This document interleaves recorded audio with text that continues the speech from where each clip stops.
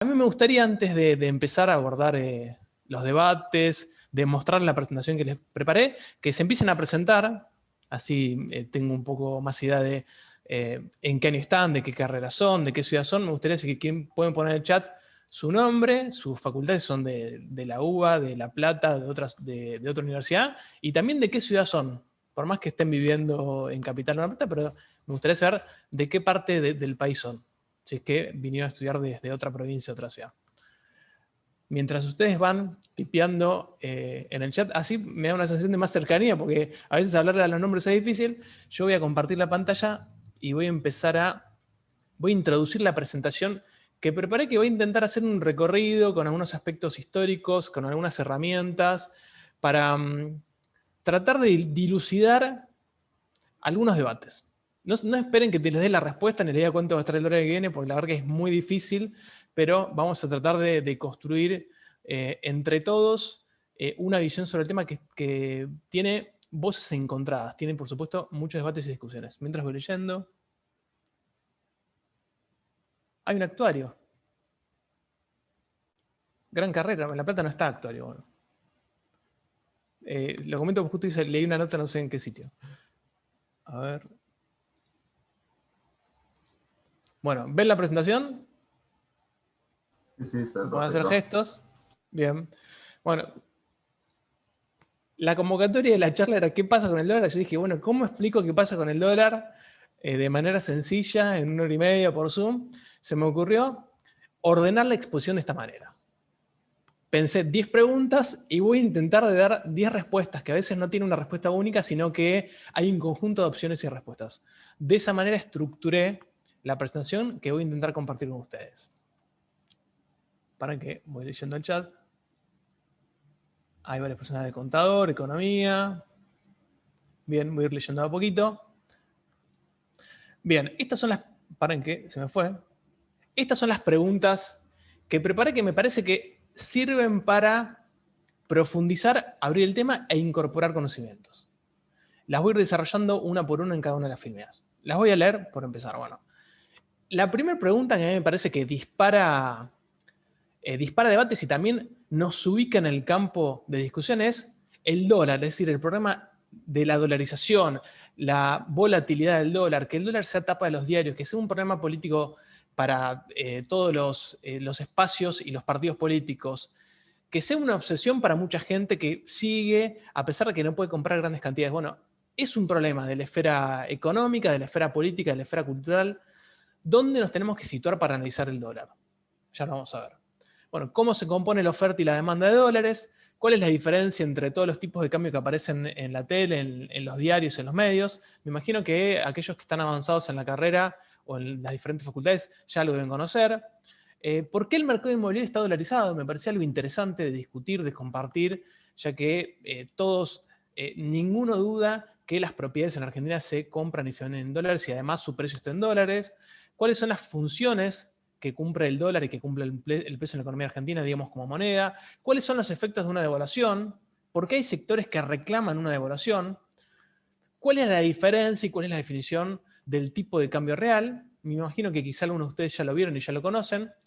¿Existe un dólar de equilibrio? ¿Un tipo de cambio de equilibrio? Gran pregunta con, por supuesto, debates y diferentes posiciones, que no sé si lo voy a responder, pero vamos a tratar de ordenarlo. ¿El que apuesta al dólar siempre gana como estrategia de inversión? Eso lo puse en verdad rememorando una frase, el que apuesta al dólar pierde, no sé si la conocen. Y bueno, vamos a abordar también por qué el dólar aumentó tanto en los últimos 4 años, en los últimos 5 años, ¿sí? Cada tanto les voy a hacer una pregunta, a ver, siento que hay alguien de otro lado. Me cuesta acostumbrarme a esto todavía. Bien, ¿desde dónde abordamos, desde qué esfera, desde qué ciencia, desde qué conocimiento es necesario abordar la problemática del dólar y de la dolarización de la economía argentina? En primer lugar, yo les puse un gráfico de la evolución del PBI, es decir, la evolución de la economía argentina desde el año 74 hasta el año 2019. ¿Por qué elegí este periodo y por qué hice el corte en 1974? Ustedes recuerdan, digamos, las diferentes etapas de la historia económica argentina, la dictadura cívico-militar de 1976 no solamente viene a imponer un modelo de terrorismo de Estado, de desaparición y de violencia, sino que lo que viene a hacer es a transformar y a dar por finalizada un modelo de desarrollo económico caracterizado como industrialización de sustitución de importaciones. A partir del 76 en adelante, podemos identificar un proceso de valorización financiera con un quiebre en el 2001 y luego se abren debates respecto a la creación de los gobiernos kirchneristas. No quiero entrar en discutir las diferentes etapas, sí les quiero marcar, quiero que miren todos este gráfico, cuáles son los puntos de ruptura. Fíjense, ¿cuáles son los puntos de ruptura más grandes? El 89, ¿sí? Y el 2001. Esos puntos de ruptura están directamente vinculados a fortísimas devaluaciones, ¿sí? Fuertes saltos en el tipo de cambio, directamente vinculados a procesos inflacionarios con consecuencias nefastas negativas para el conjunto de la sociedad. Ese gráfico luego lo vamos a retomar, lo vamos a recuperar. Quiero que lo miren y presten atención a los movimientos. Ahora bien, el problema del dólar, ¿desde qué ángulos, desde qué perspectiva los podemos abordar? Yo pensaba la charla y bueno, ¿cómo ordeno? ¿De cómo podemos abordar el dólar? Yo no lo... En mi objetivo, en mi preparación, yo no lo quería abordar como un problema exclusivamente financiero, decir, bueno, comparemos el dólar con otro tipo de inversión, sino que hay un problema mucho más complejo. Y acá planteé, ordené un poco cuáles son las visiones. ¿Cuál es la visión más simple, más acotada? Es la visión economicista desde el punto de vista de la racionalidad del individuo. Como ustedes, los que estudian economía, se habrán cansado de escuchar la gente racional que maximiza sus ganancias. Bueno, hay una perspectiva que analiza el movimiento y que sigue los cambios en el dólar desde la perspectiva de un inversor, de alguien que quiere resguardar sus ahorros, poniendo sobre la mesa que el dólar es una moneda fuerte que no pierde su valor. Bueno, esa es una perspectiva que es muy acotada, pero que está presente, que tiene que ser complementada con las siguientes. Hay una lectura desde la cultura popular, desde la cultura que se ha desarrollado en Argentina como aprendizaje de las diferentes crisis económicas, que plantea que hay un aspecto irracional, pero vinculado a la seguridad y a la subjetividad y a la ligación que tienen los argentinos con el dólar. ¿Qué quiero decir con esto? Hay muchos argentinos que quizá tienen muy poquitos ahorros, que sienten que esos ahorros están seguros, que le da proyección, que se lo pueden transferir al resto de sus familias a futuro, que van a ser menos vulnerables a situaciones de desempleo, de inestabilidad, de falta de previsión. Entonces lo que hacen es comprar dólares quizá muy poquito con lo que les alcanza, lo siguen, les parece que son parte del conjunto de los argentinos que se ven afectados por la evolución del tipo de cambio, a pesar de que quizá pueden guardar, no sé, 100 dólares, 50 dólares, 200 dólares, pero hay una porción muy importante de los argentinos que sigue lo que sucede con el dólar, entendiendo que lo afecta de manera directa por los ahorros que tiene, por lo que puede comprar, por lo que no puede comprar, y de ese punto de vista yo no creo que sea la principal explicación, creo que es un tema que está un tanto exagerado, pero hay un vínculo cultural del argentino con el dólar que tiene que ver con estas crisis, ¿no? Con las crisis, con lo que sucedió en el año 1989, con la pérdida, digamos, de ahorro en diferentes momentos históricos, con entender que la evolución del tipo de cambio está vinculada a diferentes crisis económicas y políticas. Bueno, hay un vínculo, hay una construcción cultural alrededor del dólar. En mi opinión, lejos está eso de explicar la volatilidad, los efectos negativos, lo que sucede, pero hay una dimensión que es importante mencionar al menos. Después hay una visión politicista, yo la denominé de esa manera, que tiene que ver con el dólar como un dispositivo de interpretación política de la realidad. ¿Qué les parece a ustedes? Cuando el dólar está alto y se mueve muy rápido, ¿eso es negativo para la economía? ¿Es negativo para el sistema político? ¿Es una expresión de debilidad del gobierno o no? ¿Para ustedes hay una interpretación lineal en respecto a la movilidad y al crecimiento ascendente y acelerado del dólar respecto a la debilidad del gobierno? Díganme algo así. ¿Les parece que tiene centralidad en el balance? Si esto es un gobierno que le va bien o que le va mal. Bueno, me imagino que deben estar diciendo que sí.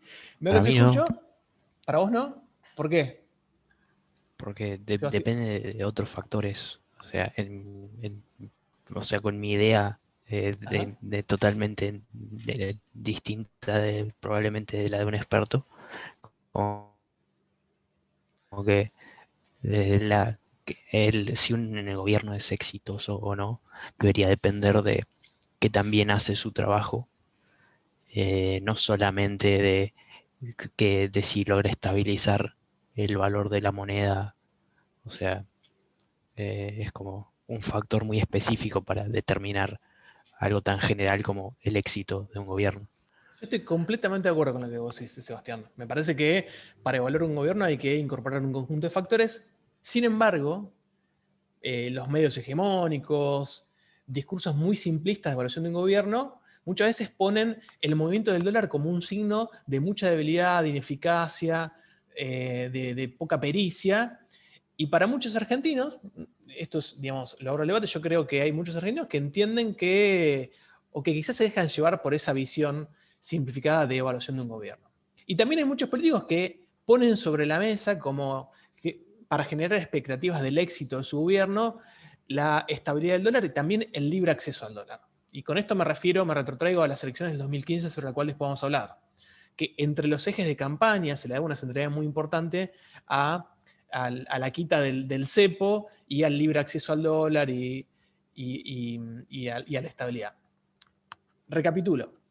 No lo digo porque estoy de acuerdo y creo que explica el fenómeno, pero hay un aspecto muy fuerte vinculado a la política y cómo se interpreta los aciertos o los errores de un gobierno respecto a la estabilidad y el movimiento del dólar, impulsado muchas veces por los medios, ¿no? Fíjense que en septiembre la escalada del dólar blue era un zócalo en los medios que parecía que la Argentina estaba a punto de explotar. Bueno, ese dispositivo de interpretación política de la realidad a través del dólar es un elemento a incorporar en estas discusiones. Yo creo que muchas veces lo que hace es sustituir y simplificar demasiado el debate, pero lo comparto porque lo podemos incorporar de manera complementaria. Bien, ¿cuál es otra lectura alternativa? Otra lectura alternativa que yo le puse lectura macroacotada, tiene que ver con hablar del dólar exclusivamente con su relación con la inflación y analizar, cosa que es real, el pass-through, es decir, el incremento, el traspaso de la variación del tipo de cambio a la inflación y la pérdida de poder adquisitivo. Ese aspecto es muy importante, central, afecta al conjunto de los trabajadores. Es un debate que a veces se queda muy acotado en la cancha o en los ejes que despliega.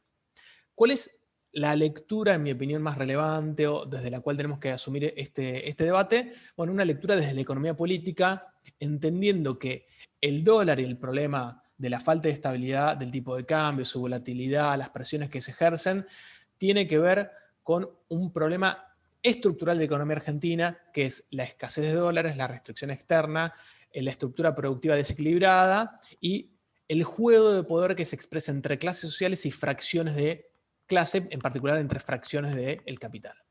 Esa disputa de intereses, esa presión de determinadas fracciones que presionan por una devaluación, que quieren imponer una política cambiaria, quieren imponer un tipo de cambio al conjunto de la sociedad argentina, para mí es el kit de la cuestión, es donde está el centro de debate y donde tenemos que poner el foco para tratar de entender algo sobre este gran problema argentino que comienza con más claridad o con una característica más intensa respecto a sus efectos y la popularidad que asume a partir de la dictadura en adelante. Y se los menciono a partir de la dictadura en adelante porque a partir de la dictadura vivimos en una economía que se ordena a través de un patrón de valorización financiera, es decir, la ISI, el modelo de industrialización por sustitución de importaciones queda en el pasado, o por lo menos tal cual se desarrolló en la década del 40 hasta la década del 70. Bien, continúo. Pregúntenme si hay algo que no se entiende, que están en desacuerdo o que quieren opinar, así hacemos más dinámica la cosa. Bien. ¿Cómo se compone la oferta? Sí. Yo te quería preguntar si el PowerPoint después lo vamos a tener en algún lado o algo así. Si lo podemos tener nosotros, digamos. Si nos lo pueden mandar o algo. No tengo problema si los chicos se lo pasan, ¿sí? Se los doy a los chicos, a los organizadores y... Dale, buenísimo. Gracias. Me pone contento, porque es que está claro. Bien.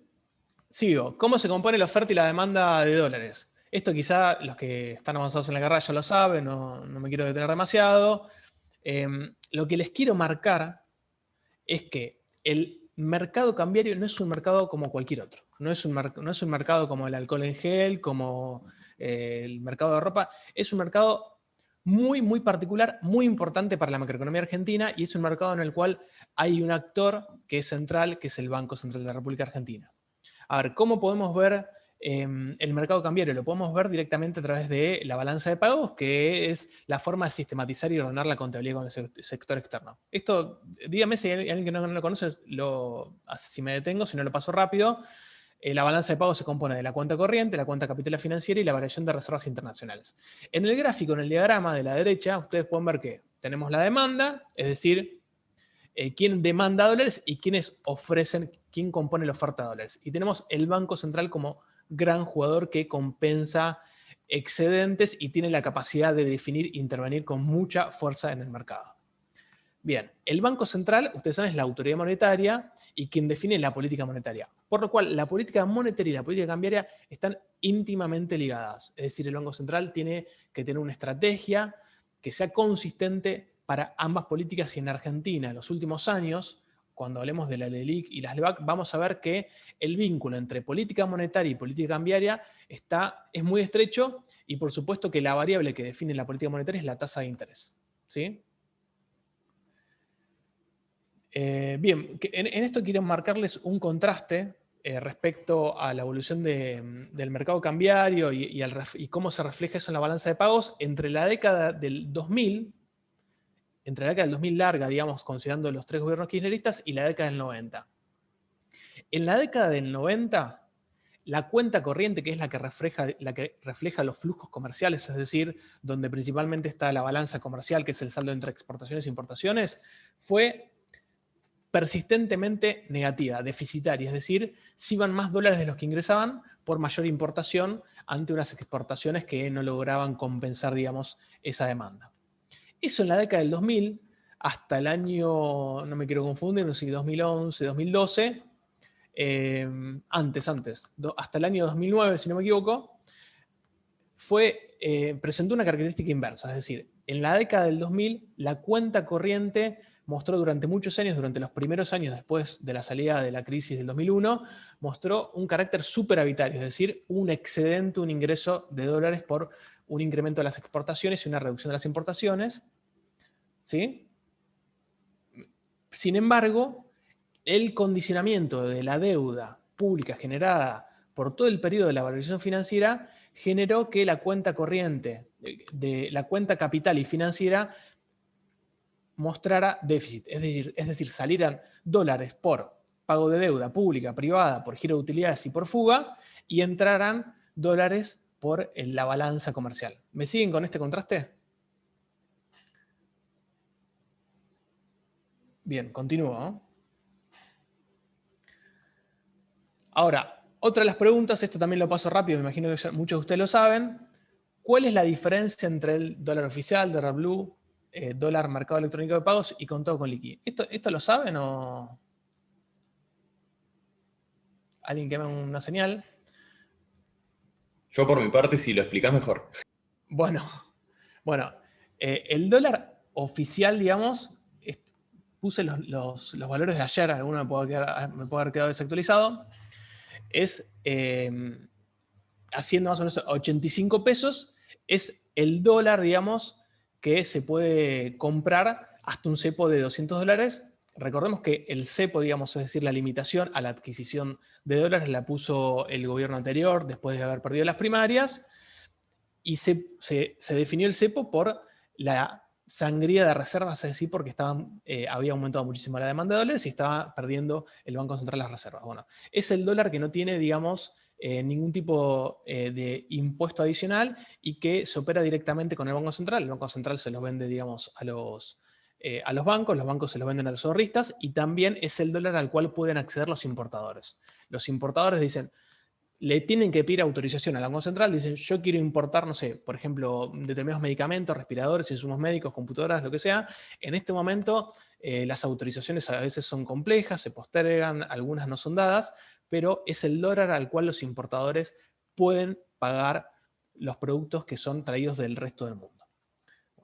El dólar solidario es el dólar que se compra para atesoramiento, ¿sí?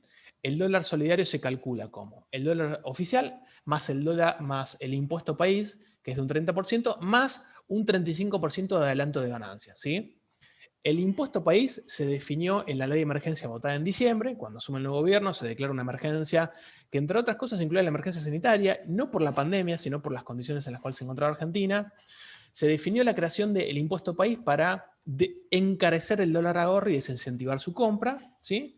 Y en septiembre, ahora hace poquito, hace 2 meses, en septiembre de 2020, dado el incremento fenomenal de compras de dólares para atesoramiento, la fuga de divisas, por la demanda de dólares para pagar deuda privada, se definió en el mes de septiembre una política de endurecimiento, de buscar desincentivos para la compra de dólares, y se colocó el 35% de adelanto de ganancias. Ese 35% en un momento será devuelto. O sea, para aquellos que han comprado y no pagan ganancias, se lo tienen que devolver, no sé cuándo ni cómo, todavía eso no está claro, y para aquellos que pagan ganancias se lo toman a cuenta.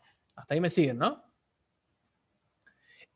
Estos dos dólares, el dólar oficial y el dólar solidario, son parte del mercado cambiario. Es decir, o los dólares lo ponen quienes ofertan dólares, es decir, exportadores, por ejemplo, o si no los pone el Banco Central en su defecto.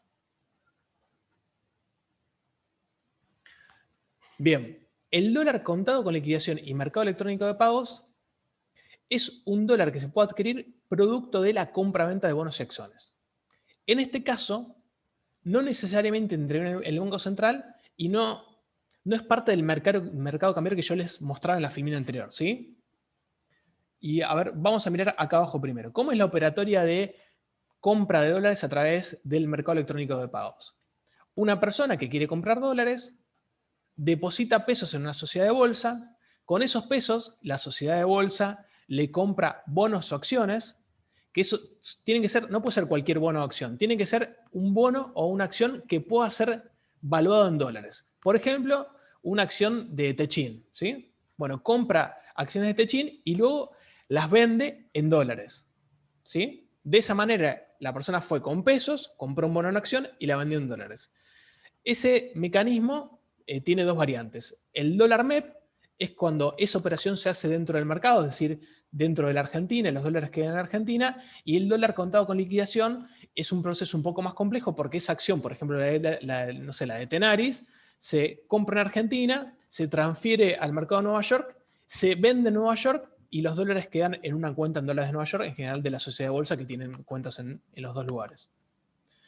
En ese caso, no implica una pérdida de reservas para el Banco Central. ¿Por qué?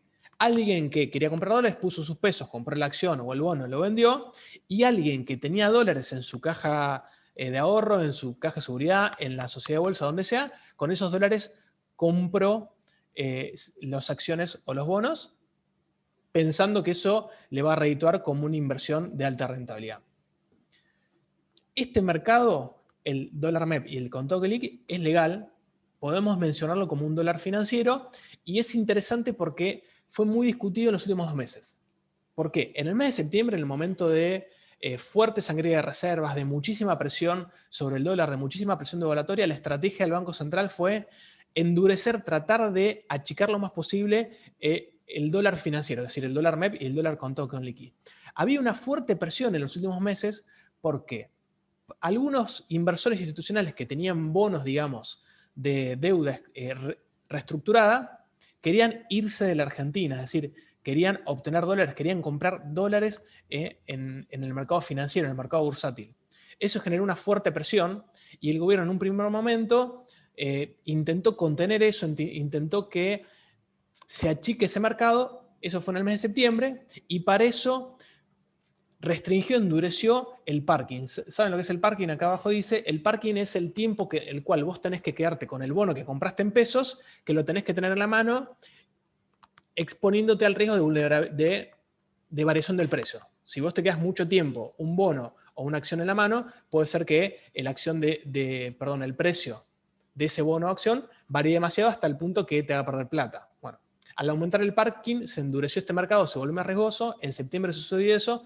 En octubre, ante el fracaso de esa estrategia, porque el dólar contado con liqui y el dólar MEP no bajaban, se relajó esa medida y se habilitó, se disminuyeron los tiempos de parking, es decir, se disminuyeron los riesgos para que ese mercado gane más volumen.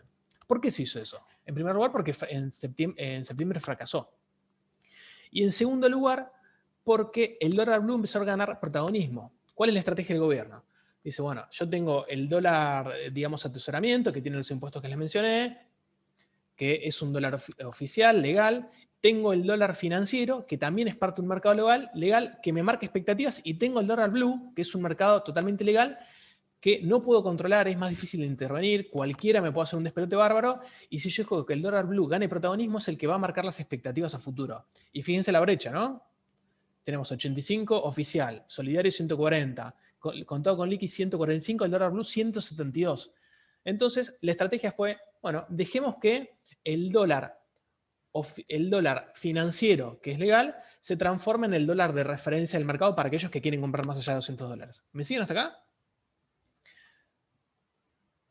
En septiembre se aplicó una política de endurecimiento, en octubre se relajó y también se fue complaciente, se concedió un bono especial en dólares para estos dos inversores institucionales que habían salido de la renegociación, de la reestructuración de la deuda, que querían sacar, digamos, querían vender sus bonos en dólares y llevárselos. Bueno, ¿cuál es el problema de esta situación? Que cuando está todo calmo, eso se ordena, es decir, tenemos el oficial, el dólar solidario, que es para atesorar, y el dólar financiero, que marca, digamos, el techo de las expectativas. Cuando el dólar blue se dispara, aparece todo el tiempo en la tapa de los medios, de la tele, en los zócalos, en todos lados, y parece que es el dólar que se viene y genera una expectativa devaluatoria muy grande y también un malestar general, por lo que les decía anteriormente, del dispositivo de interpretación política del gobierno y, por supuesto, los intereses que juegan por detrás. El dólar blue es muy chiquito, es difícil decir, bueno, cuánto se paga el dólar blue, pero estimaciones razonables hablan de entre 6 y 10 millones de dólares por día. Es muy poquito eso, o sea, para todos nosotros es mucha plata, pero para un mercado cambiario es poquito, y lo que sucede que hay operadores que tienen mucho dinero para de un día para el otro hacer saltar el dólar blue. Y no lo puedo asegurar, pero es Vox Populi que los bancos tienen cuevas y hay financieras que tienen cuevas y hay inversores institucionales, sociedades de bolsa que también juegan, operan ahí como una medida de condicionamiento político del gobierno para afectar sobre esos otros tipos de cambio. ¿Alguna pregunta a esto? Quizá aquellos que lo sabían les queda claro, aquellos que no me preguntan. Pregunta, pero ¿qué es bien una cueva, digamos? Ah, ¿una cueva? ¿Qué es una cueva? Se le dice, quizá hay algún porteño que lo sabe porque es un término muy conocido acá en el microcentro porteño. Se le llama cuevas a las oficinas ilegales que tienen los bancos para vender dólar blue. Y también a las oficinas ilegales, hay locales, es decir, vos te dicen la dirección, vas a tocar timbre y podés ir con, no sé, 500.000 pesos a comprar dólar blue. A eso se le llama cuevas. A lugares que no son solamente, o sea, tenemos los arbolitos, que es chiquitaje, pero hay lugares que son oficinas, que por supuesto no están declaradas, donde vos podés ir a comprar dólar blue. A eso se le llama cueva y se sospecha que muchas de esas cuevas, en realidad, son ventanillas en negro que tienen atrás los bancos y las financieras. Ahora sí, gracias. ¿Sí? Bueno, ¿sigo?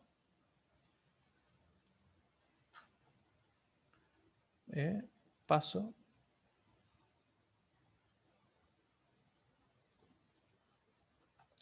Bien, voy saltando de un tema al otro, ustedes me dicen, ¿eh? Algo interesante que me parecía para compartir es, bueno, todos sabemos que el dólar se utiliza como reserva de valor, etc., pero nadie se preguntó por qué el mercado inmobiliario está dolarizado. Porque son grandes sumas que nadie gana en dólares en Argentina, y hoy un departamento, no sé, yo conozco un poco más los precios de La Plata, en Buenos Aires son siempre más caros, pero un monoambiente sale de 40.000 dólares para arriba. Bueno, el mercado inmobiliario está dolarizado a partir de la década del 70 por diferentes causas, por diferentes crisis y en particular por la consolidación como estrategia de inversión. A ver, en la década del 70, el gobierno, después de la devaluación de Celestino Rodrigo en el año 75, hay un acto reflejo de la compra de dólares, del miedo a que vuelva a haber una devaluación, de la de la pulverización de los salarios, que se combina con una política muy, muy fuerte de desregulación del mercado cambiario, es decir, antes el mercado cambiario estaba regulado, había diferentes tipos de cambio y no cualquiera podía comprar lo que se le ocurriera. Bueno, la dictadura desregula el mercado cambiario y también hay una fuerte desregulación financiera con la Ley de Entidades Financieras del año 77, que al día de hoy se encuentra vigente, con la cual se desregula y se le da muchísimo poder a los bancos para intervenir en el mercado cambiario, para definir la tasa de interés y para construir una dinámica de renta financiera en la cual las propiedades se vuelven una inversión muy rentable porque se garantiza su proceso de valorización. Capital Federal es una señal muy clara de eso. Fíjense, yo acá, este era un gráfico que tenía de otro trabajo.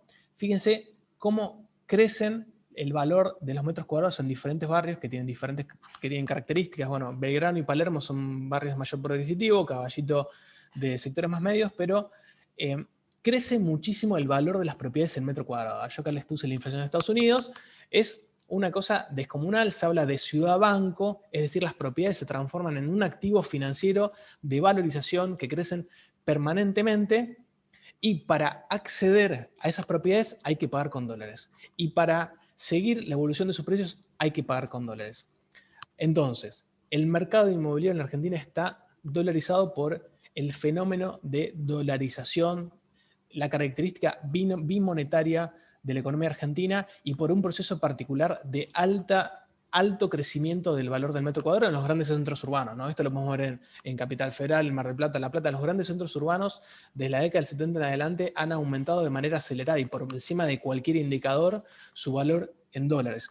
Esto es parte, consecuencia y también explica el fenómeno de la dolarización, porque la estrategia dolarizadora tiene que ver en muchos casos para inversores, digamos, medianos, para aquellas personas que no acceden a instrumentos sofisticados, se dolarizan sus ahorros para en el momento que pueden, en el momento que alcanzan, comprar una propiedad. ¿Sí? ¿Sigo? Bien por ahora. Paren que quiero ver el chat que me quedó colgado. Bien.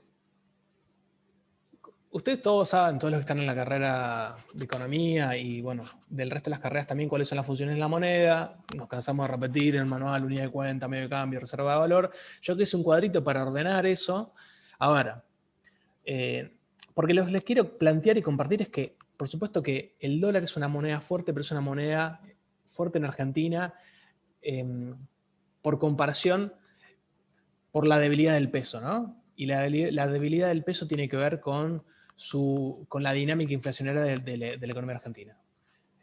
¿Sirve el dólar como unidad de cuenta? Y depende, sí. ¿Lo vimos para el mercado inmobiliario? Sí. Para determinados servicios que son exclusivos, caros, también. No sirve para saber cuánto sale un chocolate, una golosina o un paquete de fideos.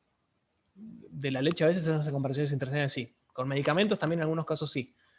Pero a medida que es más inestable el peso, el dólar va ganando posiciones como unidad de medida en diferentes precios. El peso sirve como unidad de medida y para la gran mayoría de los bienes en Argentina sí, excepto para algunos que no, que son muy importantes. Vimos el caso de las propiedades. Medio de cambio, bueno, en el peso sí, el dólar puse sí, porque yo creo que ahora si yo les ofrezco a ustedes, si alguien vende algo y les pago en dólares, todo el mundo lo agarra.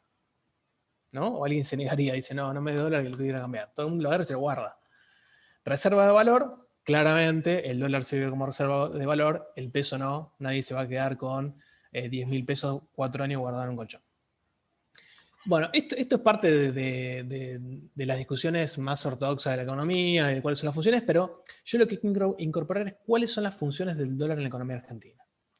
Y me refiero a la función en las expectativas de los partidos políticos, de los candidatos políticos, las expectativas en las elecciones. Es decir, cuando uno vota un candidato, un espacio político, escucha un debate, le da muchísima centralidad a qué va a hacer con el dólar.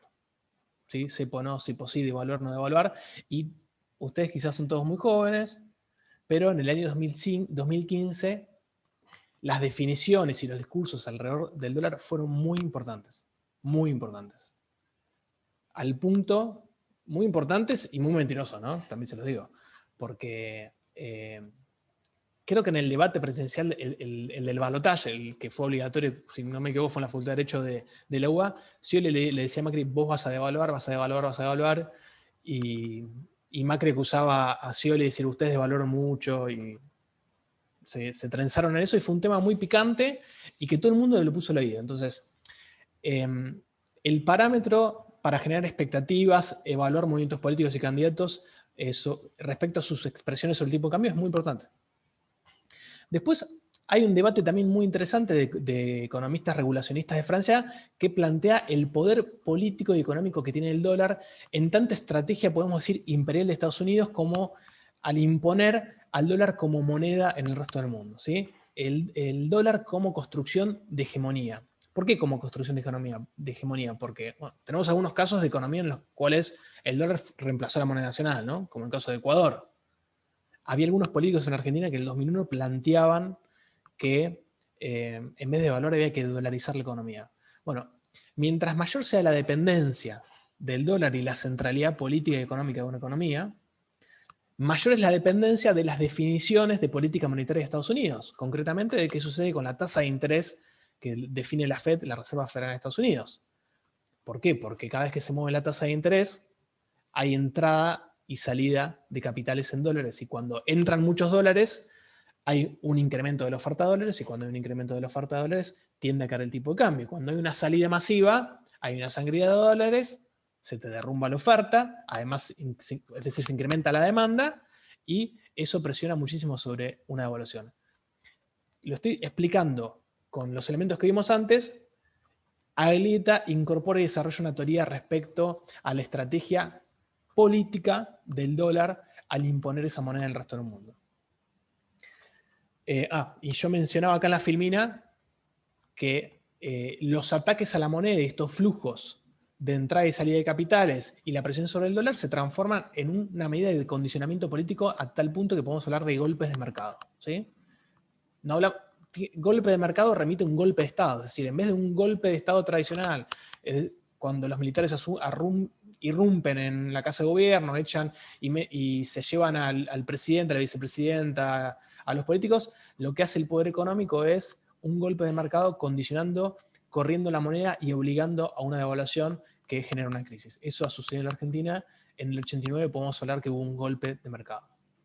Yo no creo en eso.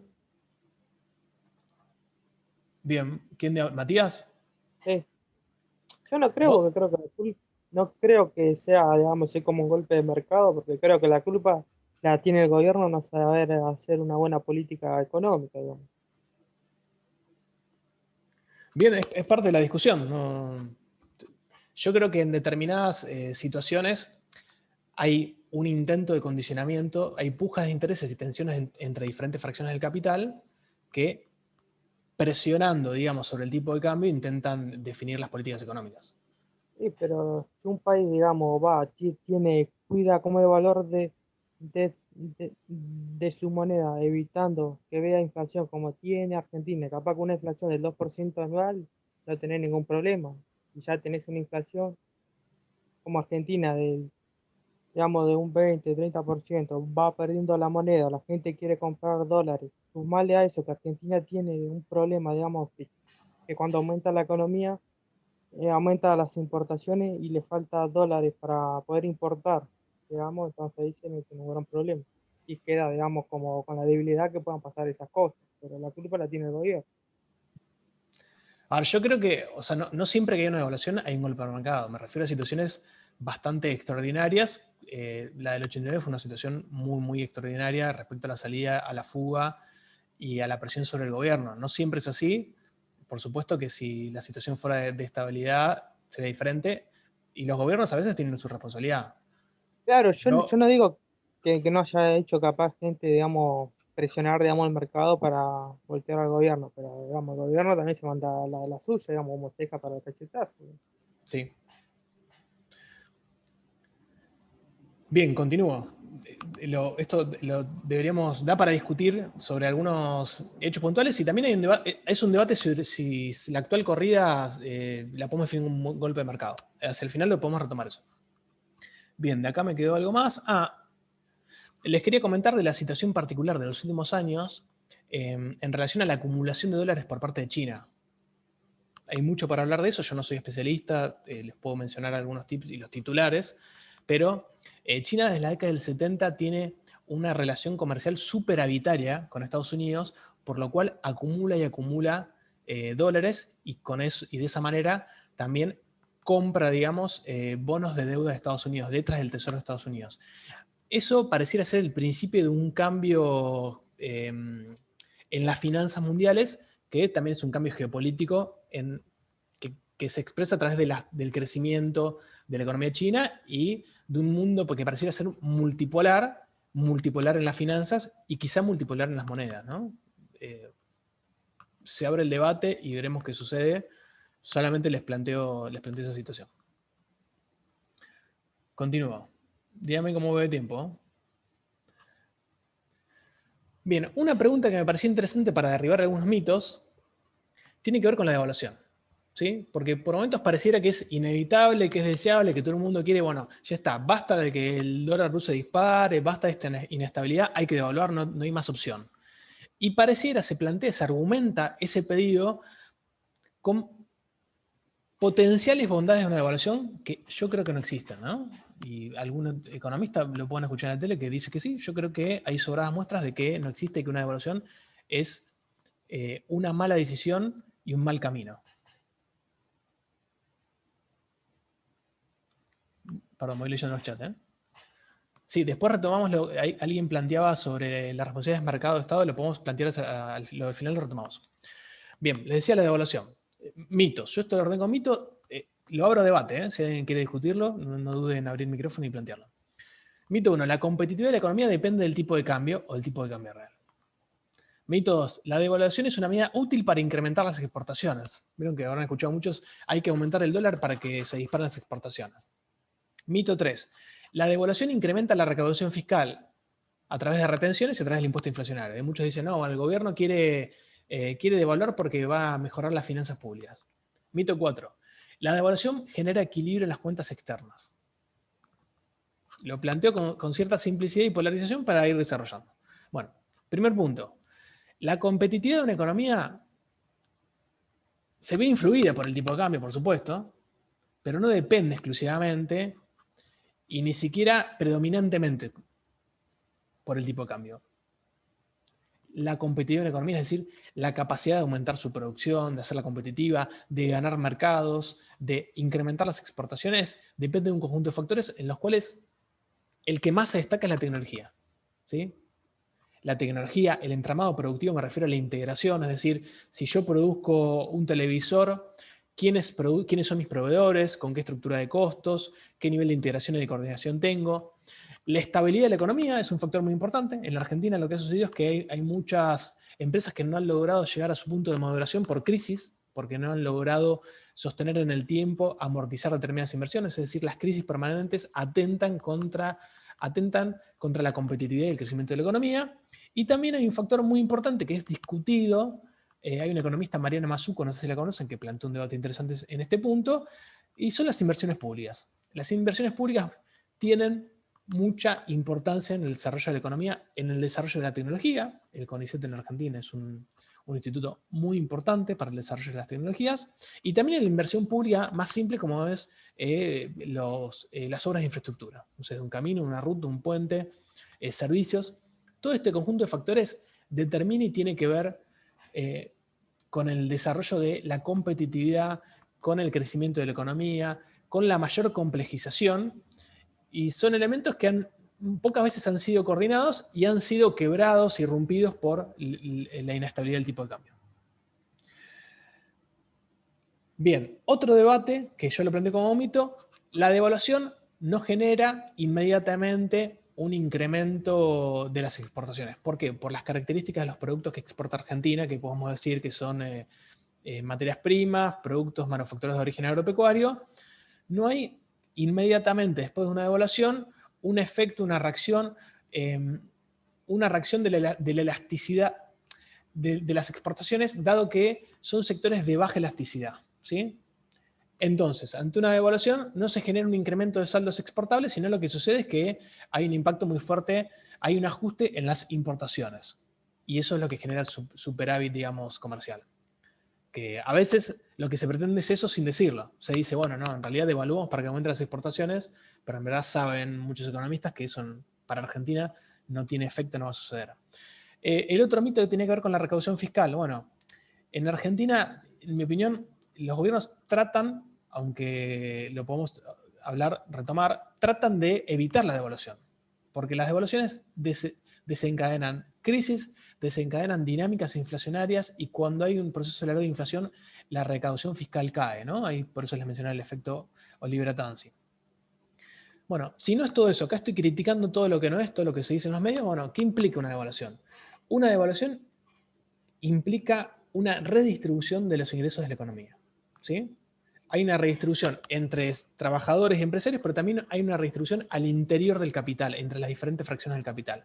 Las fracciones del capital que son más concentradas, que tienen mayor capacidad tecnológica, que dependen menos de los insumos importados, que tienen capacidad de exportación, son las fracciones del capital ganadoras de una devaluación, ¿sí?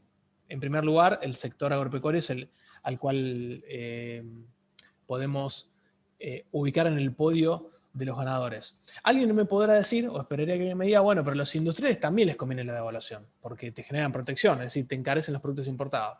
Sí, depende el caso, porque hay muchos productores nacionales, muchos productos que son parte de la industria nacional que dependen de los productos importados. Entonces, cuando devaluás, sí, protegés la competencia de productos finales importados, pero les encareces los insumos intermedios que se incorporan al producto final.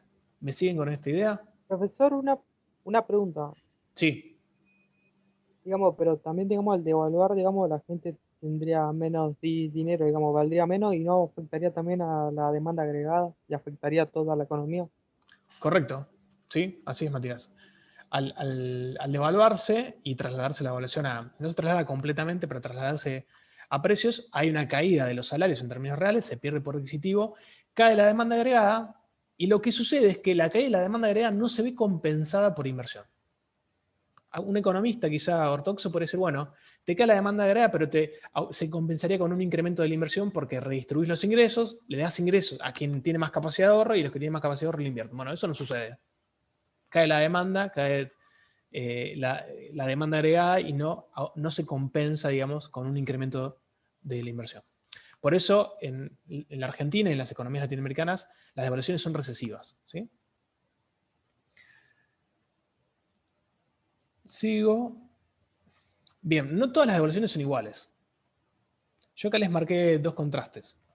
Les decía que hasta la década del 70, hasta el gobierno militar de 1976, se registraron situaciones de crisis, de estrangulamiento del sector externo, de déficit de balanza de pagos que marcaron la escasez de dólares y obligaron a una situación de devaluación, ¿sí? Pero fueron devaluaciones generadas o condicionadas por una dinámica de crecimiento de la economía. Es decir, hasta el 76, la economía por su propio crecimiento generaba situaciones de escasez de dólares. ¿Por qué? Porque era una economía que exportaba productos agropecuarios, importaba productos industriales y estaba incrementando su industria nacional. Incrementando su industria nacional con insumos importados, pero también agregándole valor a tal punto que se habían empezado a exportar algunos productos industriales. Bueno, esa dinámica de fuerte crecimiento de la industria demandaba muchos dólares y en determinados momentos los dólares no alcanzaban para comprar los insumos de la industria que venía en crecimiento, venía incorporando tecnología, agregando valor y tenía potencialidad exportadora. Esas crisis de escasez de dólares terminaron en devaluaciones como en el año 58, 62 y 75. Después del 75, con la instauración de la dictadura y un modelo de valorización financiera y de destrucción de la industria nacional, las crisis de falta de dólares no se debieron a dinámicas de crecimiento de la economía real, sino que se debieron a disputas dentro entre diferentes fracciones del capital, a procesos de fuga de capitales, por capitales que ingresaban y querían salir, por endeudamiento externo de empresas privadas y repercutieron en fuertes devaluaciones con acelerados procesos inflacionarios y con condicionamientos de los procesos políticos muy importantes. Eso lo podemos ver en el año 81, que el año 81 fue el momento de crisis de la tablita de Martínez de Hoz. Fue el momento en el cual se estatizó la deuda privada. ¿Ese proceso lo conocen? Bueno, imagino que sí. En el 81, Domingo Cavallo era presidente del Banco Central y a través de seguros de cambio se estatizó la deuda privada. 89, como hablábamos hoy, hacia el final del gobierno de Alfonsín. El año 2002 y, en mi opinión, el año 2018 y 2019. ¿Sí? En el año 2015, que fue fin del gobierno de Cristina, inicio del gobierno de Macri, hay una mezcla de las dos cosas. Me siguen con la diferencia entre una devaluación, que por supuesto se da por escasez de dólares, pero se da por escasez de dólares por la dinámica de crecimiento de la economía, y una devaluación que sea por escasez de dólares, pero no por la dinámica de crecimiento de la economía, sino por movimientos especulativos de capitales. Hay mucho más para hablar, pero quiero marcar ese contraste. Bueno, en la actualidad el gobierno está tratando, está logrando evitar una devaluación condicionada por salida de capitales con un proceso que arranca en el año 2018. Continúo.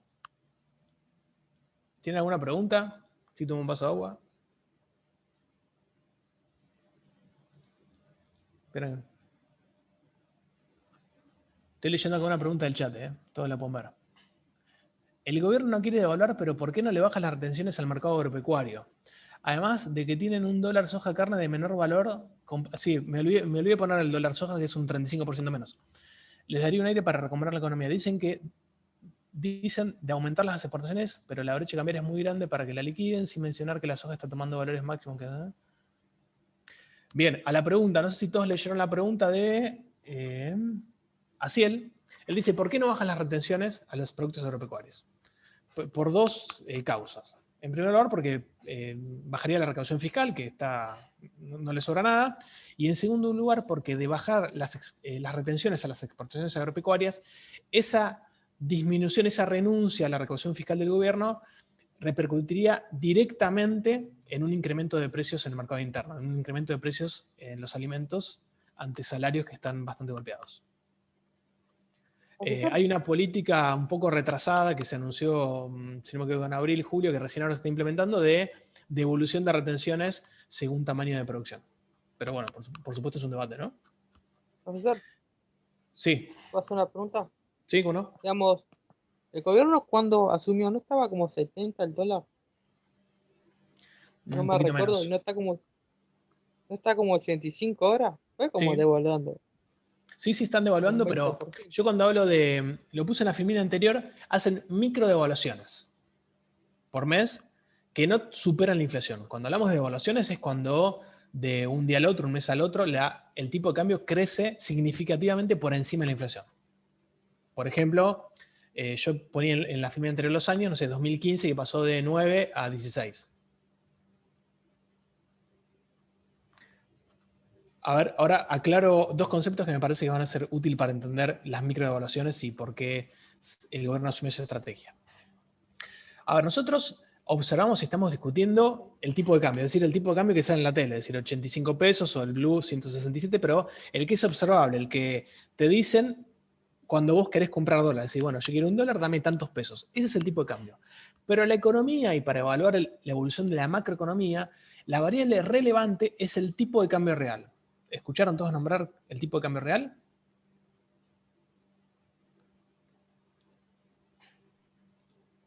Sí.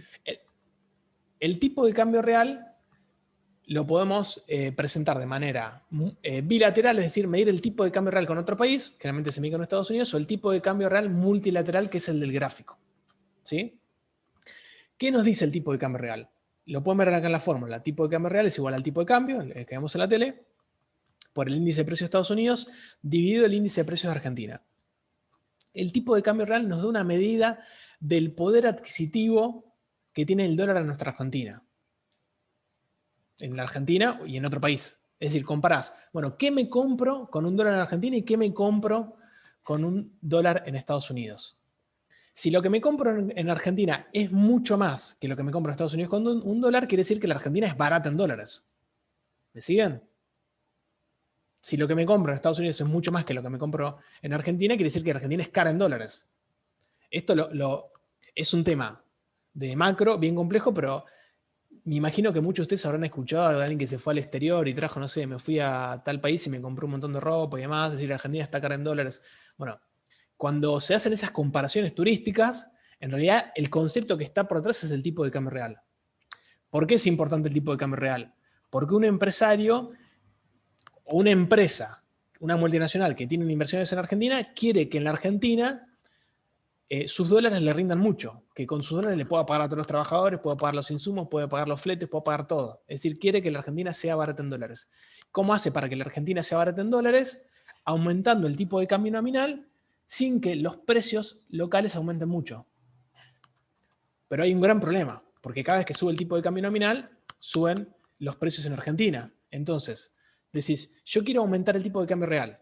¿Sí? Si aumenta el tipo de cambio real, la Argentina se vuelve barata en dólares, el tipo de cambio real está depreciado y yo como empresario voy a hacer rendir mucho mis dólares. ¿Qué sucede? Cuando sube el tipo de cambio nominal, los precios en Argentina también suben, porque sube el precio de la comida, porque los sindicatos, por supuesto, que defienden el poder adquisitivo, hay movilizaciones, hay debates, hay conflicto. Entonces, tocar el tipo de cambio real es difícil, porque cuando tocas una variable, el resto se altera. No se compensa perfectamente, pero hay un movimiento que es parte de las discusiones de política económica. Miren cómo evolucionó el tipo de cambio real multilateral. Fíjense, a fines de la década del 90, acá el índice es en el 2015 100, le puse. Fíjense, en la década del 90 el tipo de cambio real era bajo, es decir, la Argentina hacia fines del 90 era relativamente cara en dólares. Era el momento de todo por 2 pesos. Acá nadie se acuerda, pero en la década del 90 era el auge de las cosas importadas. Te vendían cualquier cosa muy barata, importada, porque además se habían sacado los aranceles. Luego, con la devaluación del año 2002, de enero de 2002, el tipo de cambio real se eleva, es decir, la Argentina se abarata en dólares, es decir, los dólares en Argentina rinden más, que es parte de la competitividad, no es el único componente ni la única variable explicativa, pero es parte. Y fíjense cómo hacia finales del 2015 el tipo de cambio real se empieza a apreciar, se empieza a disminuir, es decir, la Argentina se volvía cara en dólares y los dólares rendían mucho en otros países, y ya en el año 2018 y 2019 se empieza a elevar. Ahora está en niveles similares a los del 2011, que es un tipo de cambio real bastante elevado. El kirchnerismo y actualmente el ministro Culfas plantea y tienen en su cabeza como objetivo lograr un tipo de cambio real estable y competitivo bastante elevado. ¿Sí? O elevado como entre los años 2010 y 2011. En los primeros años del kirchnerismo hubo un fuerte debate sobre este tema y Frenkel, que es docente de la UBA, no sé exactamente qué materia, yo estoy en La Plata, escribió un trabajo, un paper muy conocido que se llama Tipo de cambio real estable y competitivo, que se los recomiendo, que está muy bueno. ¿Sigo? ¿Se entendió esto? ¿Alguna pregunta? ¿Están muy aburridos? Bien. Pregunta para discutir. ¿Existe un dólar de equilibrio? ¿Alguien tiene en la cabeza un valor que diga, bueno, este es el dólar de equilibrio? Por lo que les planteé anteriormente, para la economía importa el tipo de cambio nominal, el que vemos en la tele, pero más importa aún el tipo de cambio real. Yo hice un ejercicio que a veces hacemos los economistas, que es bueno decir, bueno, si nosotros dividimos la base monetaria M1, M2, M3, la que quieran, sobre reservas, es decir, pensando que todo aquel que tiene plata en el banco, en su casa, donde sea, va y compra dólares. Compra los dólares que hay y todos empezamos a negociar por los dólares que hay. ¿Cuál sería el tipo de cambio? Bueno, con M1 me dio 76, con M2 108 y con M3, que ya es una exageración, digamos, porque hay componentes en los plazos fijos, hay plata que está inmovilizada, 181. Fíjense que el dólar blue no tiene nada que ver con la realidad, es como un valor Profesor, que no... Sí, ¿cómo hizo para sacar eso? mirá, les muestro el cuadro. Miremos acá. Las reservas, yo tomé las reservas del día de ayer. Las reservas del Banco Central en total son 39.322 millones de dólares. Después, esto me faltaron los signos pesos, estos son pesos. Después obtuve los valores del Banco Central de los agregados monetarios. ¿Todos saben lo que son los agregados monetarios? M1, M2, M3. No, yo no. Es el agregado de pesos que registra el Banco Central. M1 es la totalidad de billetes y monedas que existen en forma física, más las cuentas a la vista, más las cajas, las cuentas corrientes, ¿sí? Es decir, O sea, hoy en la Argentina, el dinero que está en la economía. claro, el dinero que registra la economía es 3 billones. O sea, 3 millones de pesos. ¿Sí? Pero vos podemos pensar diferentes niveles de agregación de la moneda. En M1 tenemos billetes y moneda físicos y cuenta corriente. En M2 tenemos billetes y moneda físicos, cuenta corriente y cajas de ahorro que tienen los bancos. Son en total 4.000 millones de pesos. Y en M3 incorporamos los plazos fijos, ¿sí? En cada M se van sumando, digamos, los componentes y suman la totalidad de pesos que hay en la Argentina. ¿Ahora sí? Sí, sí. Entonces lo que dice es tomar cada uno de esos agregados monetarios y dividirlo sobre el total de reservas. El razonamiento sería, bueno, si todo el mundo que tiene pesos va y compra dólares, ¿cuál sería el tipo de cambio? Me da con M1 76 pesos, con M2 108 y con M3 181. Pero lo de M3 sí es una exageración, porque no está disponible esa plata. Vos tenés un plazo fijo un año, no podés, está fijo. ¿Todos siguieron el ejemplo? Pregúntenme si no. Sí, sí, pero, o sea, pero el Banco Central tiene en dólares físicos No, 39.000. no tiene los dólares físicos, eso. Ah, pero, o sea, si levanta el cepo y la gente va a demandar los dólares, no lo pelarían y ahí no tendrían, sería No, como, al no, es un ejercicio teórico, ¿no? Porque es imposible de suceder porque la gente necesita para que funcione la economía los pesos. La composición no me acuerdo la composición exacta de las reservas, pero ahí por ejemplo, hay oro, que todos los días cambia su valor. claro, o sea, yo una vez estaba leyendo la hiperinflación del 89, no sé si está mal, digamos, leí cualquier cosa, era que se habían quedado como es sin reserva y al demandar se hizo como, no tuvo techo y se fue al tipo de Claro, cambio toda la mierda. porque ese es el total de reservas que registra el Banco Central, que tiene varios componentes. Pero las reservas que tiene para salir a vender el Banco Central son muchas menos. No recuerdo el número ahora, no saqué la cuenta, pero rondan entre 5.000 y 7.000 dólares para salir a operar en el mercado. Lo que pasa es que esto no va a suceder, porque si todo el mundo dijera, bueno, ahora a partir de ahora tienen todos sus pesos y todos vayan a ganar dólares, es como una crisis explosiva. Esto es un ejercicio teórico para pensar, decir, bueno, a ver, si todo el mundo lo hiciera, ¿cuál sería el tipo de cambio? Pero es ¿Cómo impracticable, fue, digamos. y cómo fue que en el 2015, o sea, Paraguay sacó el cepo podría haber ido toda la mierda? Sí, bueno, así un poco se fue, ahora lo vamos a ver. Bueno, entonces, vimos la diferencia entre tipo de cambio real, tipo de cambio nominal. Acá hice este ejercicio de cálculo de tipo de cambio, pero lo que quería compartir con esta filmina es que hay fuertes debates sobre la necesidad, la existencia o no del tipo de cambio de equilibrio. ¿Existe un tipo de cambio de equilibrio? ¿Cuál es? ¿Es el tipo de cambio que te garantiza un equilibrio en las cuentas externas? ¿Es el tipo de cambio que te genera un tipo de cambio real que te permite hacer crecer a tu economía? Bueno, sobre eso hay un montón de debates y un montón de modelitos matemáticos re difíciles. Que hay un trabajo del Banco Central de Carrera y Berlucía y otro autor que no me acuerdo, que lo pueden consultar, que seguramente los que estudian economía lo van a ver, pero hay muchísimos debates y muchos modelos sobre si existe, si es posible, si se puede calcular un tipo de cambio real de equilibrio. Sigo. Me queda poco tiempo. Para.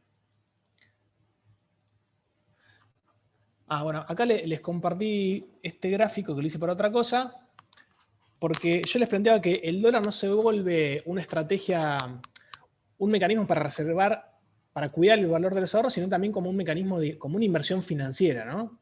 Y hay una frase muy famosa de Sigot, Lorenzo Sigot, del año 81-82, que era ministro de Economía de la dictadura, que decía, el que apuesta el dólar pierde. Y bueno, quedó como un meme, porque en verdad al otro día devaluó.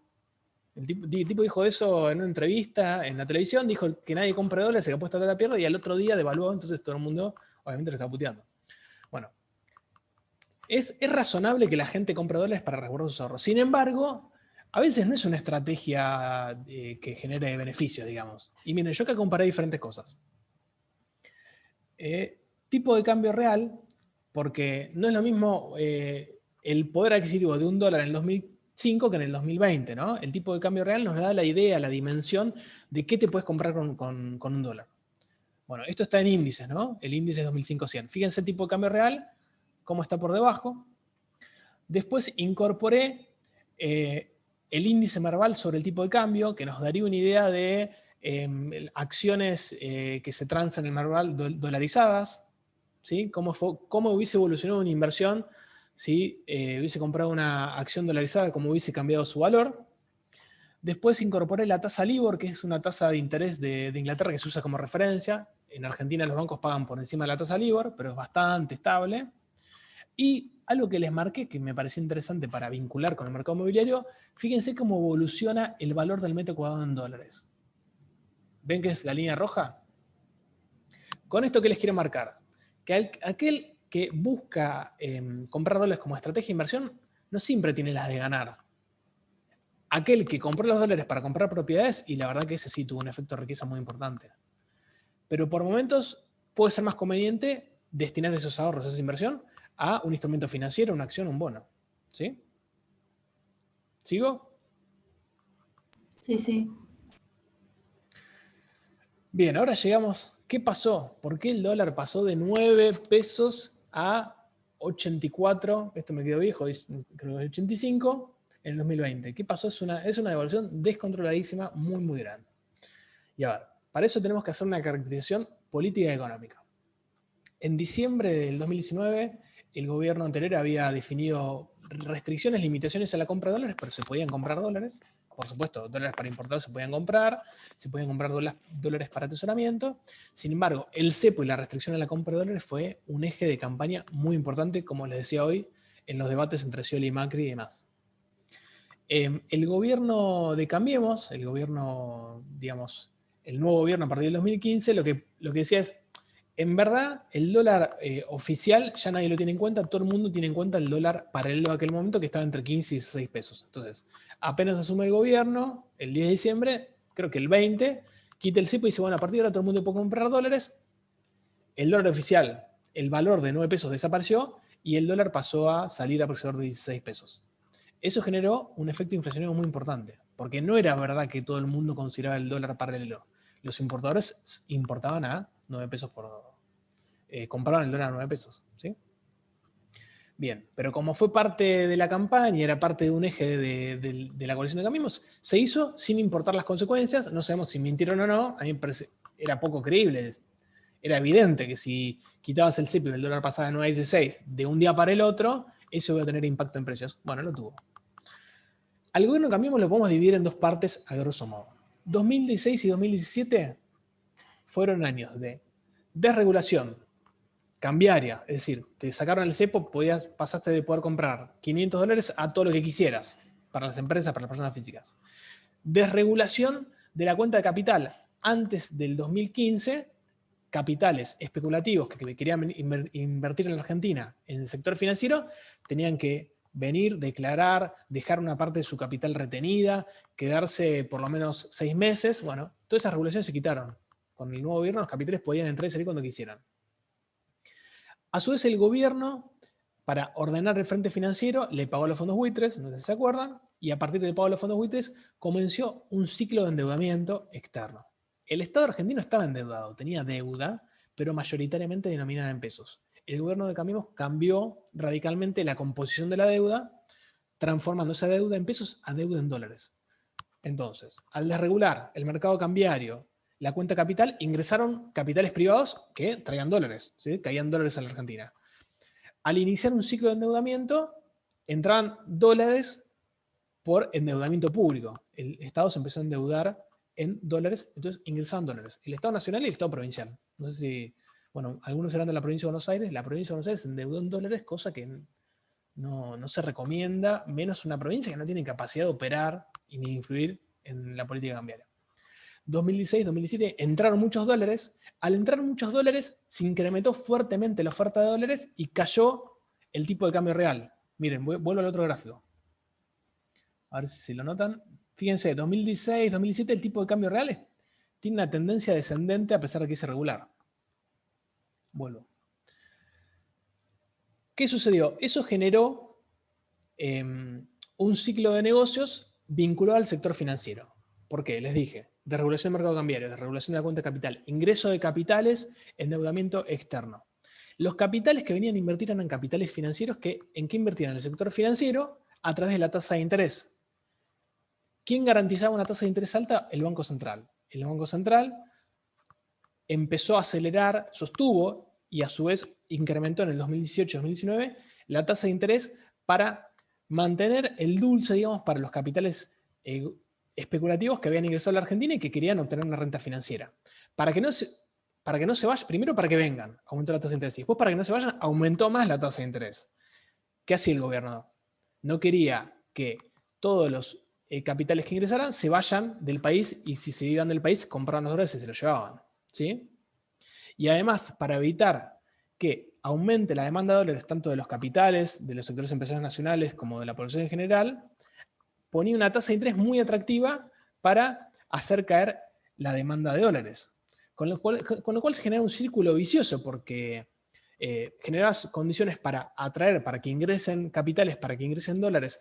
El dólar se hacía muy barato, con lo cual nadie quería comprar dólares, pero eso se sostenía con una tasa de interés muy elevada. Una tasa de interés muy elevada atraía, digamos, a esas masas de recursos, pero lo que hacía era enfriar, congelar, frenar la economía, porque una empresa que quería sacar un crédito para comprar insumos, para aumentar la fábrica, para aumentar la producción de su fábrica, no podía sacar un crédito porque la tasa de interés era muy elevada. En el 2018, esa situación, esa bomba de tiempo empieza a ser evidente, ¿sí? ¿Por qué? Porque el gobierno tiene que aumentar cada vez más la tasa de interés para que esos recursos no se vayan de la inversión financiera a comprar dólares, ¿sí? Y a su vez, en el 2018, el gobierno también, como se había endeudado mucho en dólares, empieza a necesitar dólares para empezar a pagar los intereses de la deuda. Eso generó que sea una política de cada vez peor. Para evitar que estalle, era cada vez meterle más línea de fuego. ¿Se entiende?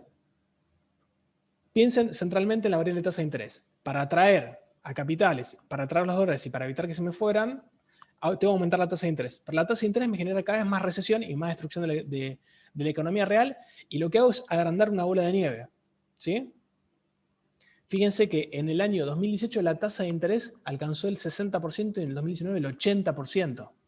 Me refiero a las LEBAC y las LELIQs, que son títulos de deuda del Banco Central que podían comprar en un primer momento cualquiera y después solo actores institucionales y lo compraban los bancos.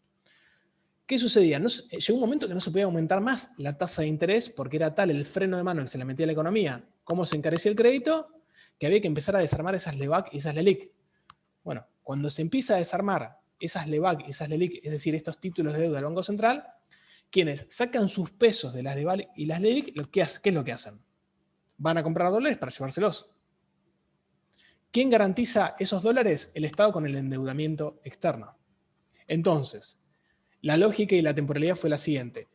Los inversores especulativos, los capitales que ingresaron, trajeron sus dólares, los cambiaron a pesos, los hicieron rendir muchísimo a una tasa de interés elevada. Sacaron esos pesos, los transformaron a dólares relativamente baratos porque el Estado seguía trayendo dólares al país y se los llevaron. ¿Quién paga la cuenta de todo eso? El ajuste de la economía, ¿sí? Porque el costo es que la economía se frenó por elevada tasa de interés que no permitió que los sectores productivos que necesitaban créditos para producir lo pudieran obtener. Y fíjense el gráfico de la derecha, cuál es el vínculo, cuál es la magnitud, la similitud entre el endeudamiento público y la fuga de capitales. Es decir, capitales entraban y después, porque los capitales entraban con $100, pero después se llevaban 120. Es decir, los capitales traían dólares, pero después se llevaban más dólares de los que ingresaban. Bueno, ¿quién garantizaba esos dólares adicionales? El Estado con el endeudamiento externo.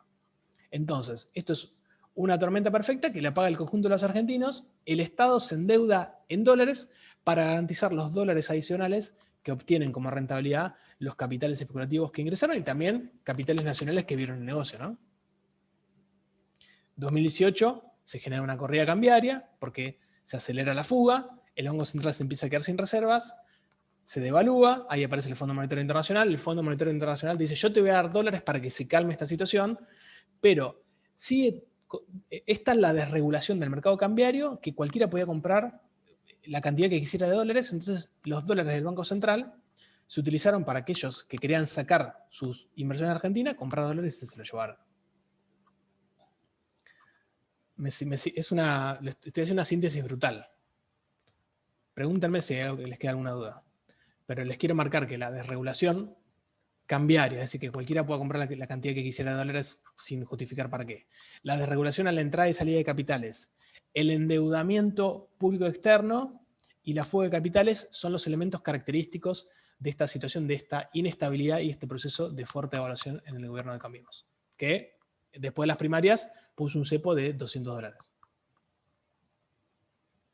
Lo loco es que antes del cepo de $200, si alguna gente tenía la plata, podía comprar, si quería, $10 millones. O sea, en el medio de esto, monumentales negocios, ¿no? ¿Están vivos? Perdón, Leandro, Sí. te leo una pregunta del chat que le hicieron hace un rato y quedó perdida porque abajo una pregunta más Sí. larga y lo apagó.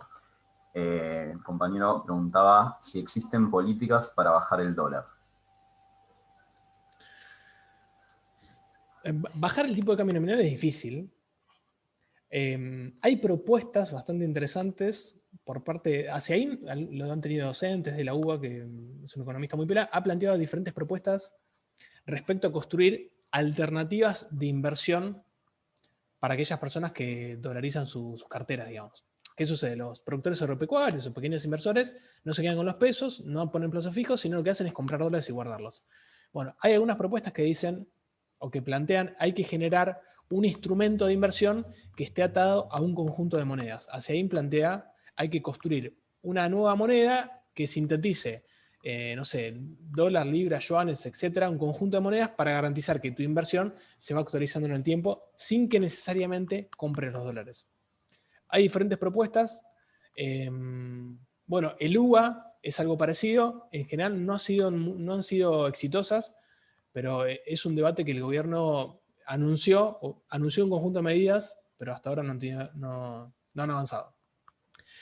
Hay una medida que sí tuvo cierto éxito, que es emitir bonos de deuda pública en pesos, pero atados al tipo de cambio. Es decir, hace muy poquito el gobierno emitió un bono que le fue muy bien, en el cual vos ponías pesos y de acá a 4 años te van a devolver pesos, pero atados a la evolución del tipo de cambio, ¿se entiende? No hay dólares en el medio, en la transacción, pero sí se considera, para evitar que pierdan, digamos, claro, dólar link, para evitar que el inversor pierda, se le garantiza hacer un seguimiento del tipo de cambio. ¿Y eso para qué? Eso es, digamos, para limpiar la economía de pesos y que no se vayan al dólar. Claro, para evitar que esos inversores se vayan al dólar. Eso no hace muchos países, ¿no? Lo hacen, digamos, que yo, Estados Unidos por ahí, emite mucha plata para estimular la demanda agregada y después lo saca a través de bonos, ¿no? Lo que pasa es que ellos no tienen este problema. Digamos, esa es otra situación. Yo me Claro, refiero a este instrumento es para evitar que los inversores se vayan a comprar dólares y, digamos, mantengan los pesos con una garantía de rentabilidad. claro, pero yo me pregunto, ¿no? Argentina tiene el problema de la inflación. Si Argentina resolviera el problema de la inflación y tuviera una moneda estable, ¿no sería muy bueno para el país poder hacer ese instrumento? Sí, lo que pasa es que resolver el tema de la inflación está directamente vinculado a resolver el tema de la inestabilidad del dólar. Como van atados de la mano, digamos. Porque en parte la inflación se explica por la inestabilidad del dólar. Bien, continúo. Ya vamos terminando. 10 preguntas, ¿no? No sé si habré completado las respuestas en cada caso, pero son las 10 preguntas que a mí me parecen más importantes. ¿Qué va a pasar en el 2021? No lo sé, pero les planteo algunos puntos para compartir. En este momento, el gobierno está negociando, digamos, con el Fondo Monetario Internacional y su negociación va atada al Club de París Y de esa negociación se espera que no se tengan que pagar amortizaciones de deuda por 5.800 millones de dólares, que es un montón de plata. ¿Sí? Si el gobierno logra salir airoso de esa negociación, va a tener un ahorro, va a evitar que se requieran dólares para pagar deuda externa con esos dos organismos. Ya Ludmila, que está leyendo el chat. Bien, entonces, primer punto, ¿qué puede pasar con el dólar? Va a depender de la negociación con estos organismos internacionales, con el FMI, con el Club de París. Hay un inicio de diálogo para que el Fondo Monetario le otorgue un plan de facilidades extendidas al gobierno. Ustedes saben que el fondo no te hace quita, cosa que sería muy bueno, y no puedes dejar de pagarle. Lo que hace es te da otro préstamo para que le pagues el primer préstamo. ¿Se entiende? O sea, la ley que no va a haber que pagarle al fondo, pero lo que hace es te va a dar otro préstamo, entonces nunca te da la plata. Simplemente tenés dos préstamos, que se va uno, el segundo cancela el primero. El problema es que este plan de facilidades extendidas es un plan que en general dura aproximadamente 10 años, lo tuvo Grecia, entre otros países, y te plantean condicionamientos de reforma estructural de la economía, y ese va a ser el punto de debate para los próximos años. ¿Cuáles son las reformas más demandadas por los economistas ortodoxos? Una reforma fiscal, una reforma previsional y una reforma laboral, que se habla, a veces algunos docentes en la facultad también lo plantean, del impuesto al trabajo, etcétera, que hay que bajar los costos. Bueno, esas tres reformas van a estar en el debate. El presupuesto, que todavía no se ha terminado de aprobar, pero que se va a aprobar, pone por delante, es bastante cuidadoso y le da mucha bola, digamos, al equilibrio fiscal. Obviamente las cuentas no van a estar equilibradas, pero se estima que el déficit primario va a alcanzar el 4,5% del PIB y el financiero el 6,4%. ¿Saben la diferencia entre resultado primario y resultado financiero? No. Bien. O sea, ustedes, para analizar las finanzas del Estado, en general se utiliza el esquema ahorro, inversión, financiamiento. Hay diferentes tipos de gastos y de ingresos que se pueden contabilizar en el Estado. El balance, es decir, la diferencia entre ingresos y gastos, sin contar el pago de intereses de la deuda, se llama resultado primario. Es decir, contás todos los ingresos y los gastos sin contar lo que pagas de intereses de deuda. A eso se le llama resultado primario. Si es positivo, es superávit. Si es negativo, es déficit. Bueno, en este caso el presupuesto contempla 4,5% del PBI. Es decir, el déficit fiscal, no me acuerdo si es, casi son 1,7 billones de pesos, que equivale a 4,5% del PBI. El déficit financiero es el resultado financiero. Es la diferencia entre ingresos y gastos del gobierno, contabilizando las erogaciones que se realizan para pagar intereses de la deuda, ¿sí? Por eso que es más alto. Que para el presupuesto 2021 se estiman 6,4% del PBI. Son valores que mejoran la situación respecto al año 2020, que va a ser un año terrible, porque cayó la recaudación fiscal, aumentó muchísimo el gasto por los gastos vinculados a la crisis sanitaria. Otro dato del presupuesto que es interesante, que es positivo, que es que hay un fuerte incremento en la inversión pública. ¿Por qué el gobierno definió aumentar la inversión pública en obra pública? Porque tiene un alto multiplicador del empleo. Es decir, construir puentes, hacer rutas, construir viviendas, hacer cloacas, hacer llegar el agua y el gas a muchísimas familias. Además que le cambia la realidad a esas familias, tiene un alto multiplicador, se contratan muchas personas y se reactivan muchas empresas. Donde se reactiva un poco el gasto, donde crece un poco el gasto respecto a 2020, es en el área de hábitat y obra pública. Ahora bien, ¿cuáles van a ser las características de la reactivación? Va a ser una discusión, es decir, si va a crecer la inversión por encima del consumo, si va a haber un resultado positivo respecto a las paritarias en cuanto a recuperación de poder adquisitivo, en qué sectores, en qué ramas de la economía, qué industrias van a tener más capacidad para recuperarse después de este año, que es muy difícil. Entre los objetivos del gobierno es sostener un tipo de cambio real estable y competitivo, haciendo honor a los primeros años del kirchnerismo, esto es decir, mantener un tipo de cambio elevado para que la Argentina sea barata en dólares y pueda reactivarse rápidamente y también incrementar, aunque sea un poco, las exportaciones. Para que tengamos respuesta sobre eso, veremos qué sucede con la dinámica inflacionaria, que va a tener que ver con el conflicto social, con las discusiones paritarias, con el rol de los sindicatos, porque por supuesto, durante el macrismo, durante este último año, hay muchos sectores que pierden poder adquisitivo. José Luis, correcto, sí. El problema de la inflación y el dólar van de la mano, pero es también el cuento de la gallina del huevo, porque en verdad, para mantener estable el tipo de cambio real, el dólar se ajusta en función de lo que aumentó la inflación. Pero a su vez, si el tipo de cambio se acelera mucho, hace que la inflación se acelere y se vuelve una espiral. Por eso, el gobierno lo que hace es microdevaluaciones, siendo muy cuidadoso de que el dólar no sea un potenciador de la inflación. Estamos en una situación en la cual hay superávit comercial, es decir, las exportaciones están por encima de las importaciones, con lo cual ingresan dólares por el frente comercial, cosa que es positiva y se va a tratar de sostener. Siempre que hay reactivación económica y que aumente el poder adquisitivo, aumentan las importaciones más rápido que las exportaciones. Sobre ese aspecto el gobierno tiene un foco. ¿Y qué sucede en el 2021 con el dólar? Y la economía también va a tener que ver mucho con la fortaleza política del gobierno, que no tiene que ver solamente con variables económicas, sino también con iniciativas, con propuestas, con construcción de consensos, con construcción de expectativas y con la transformación de la realidad. Dos datos del 2021 para considerar, que se los dejo picando para ver el momento de preguntas. El presupuesto 2021 prevé que en diciembre del 2021 el dólar va a estar a esto lo puse mal, perdón, me confundí, que el dólar va a estar a 102 pesos y el Banco Central, a través del relevamiento de expectativas de mercados, que es una encuesta que hace el Banco Central todos los meses a un conjunto de actores, bancos y consultoras económicas, prevé que en diciembre del 2021 el dólar va a estar 127 pesos. En síntesis tenemos la visión del gobierno, que dice 102 pesos de diciembre, la visión del mercado, que dice 127 pesos con 70 en diciembre de 2021. Y hasta acá llega.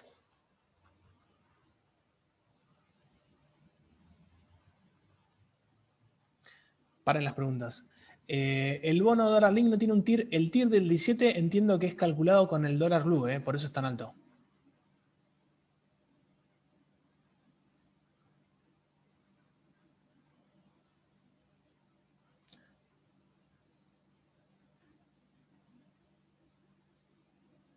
Sí, así es verdad. Fue criticado por eso mismo que vos decís. Pareciera, y en mi opinión, que el gobierno decidió hacerlo porque le permitía desarmar, digamos, la presión devaluatoria de este año. Es medio patear el programa para adelante. Bueno, ahora alguien puede abrir el micrófono y hablar porque ya lo saboté. Profesor, ¿le puedo hacer una pregunta? ¿Sí? ¿No les parece? Porque el gobierno va, digamos, como es, a intentar no devaluar, digamos, y estimular, digamos, con obra pública la economía, pero no es más de lo mismo que viene haciendo Argentina. ¿No le conviene agarrar y hacer un shock de estabilización macroeconómica? Vos decís una devaluación de una vez y para siempre, digamos. No, yo digo, Ah. el dólar no creo que esté tan, digamos, atrasado, digamos. El tema, digo, hacer un cambio de moneda onda austral y estabilizar la economía. Y no sé. Sí, el plan austral en un momento fue exitoso, después se derrapó. Puede ser, podría ser una propuesta, pero la sensibilidad y la falta de inestabilidad en Argentina es como, no sé cómo podría terminar. Sería audaz. Yo tengo una consulta. Como que Sí. sigo sin entender No me cuál digas es eso. la importancia del dólar blue. O sea, más allá de que no tienen restricción para comprar, o sea, no entiendo, porque al fin y al cabo es más caro Claro. comprar. El dólar blue centralmente, digamos, lo podemos expresar como una variable política, porque construye expectativas, digamos. O sea, piensen que ustedes tienen una base de formación, estudian ciencias económicas, pero aquellas personas que no tienen herramientas para comprender cuáles son los mercados, cuáles son las diferencias, dice, bueno, el dólar blue es lo que va a salir el dólar oficial dentro de poco, entonces construye expectativas de devaluación, y eso genera que quienes pueden remarcar precios lo remarcan y van incorporando esa expectativa de devaluación, y se va tomando como el tipo de cambio real, digamos, como tipo de cambio efectivo, el que opera en la realidad, a eso me refiero.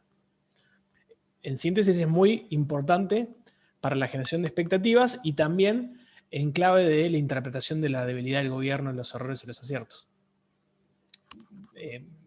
No está bien. Pero esa es la construcción, digamos, de sentidos que hay alrededor de Dólar Blue. Claro, ahora sí, gracias.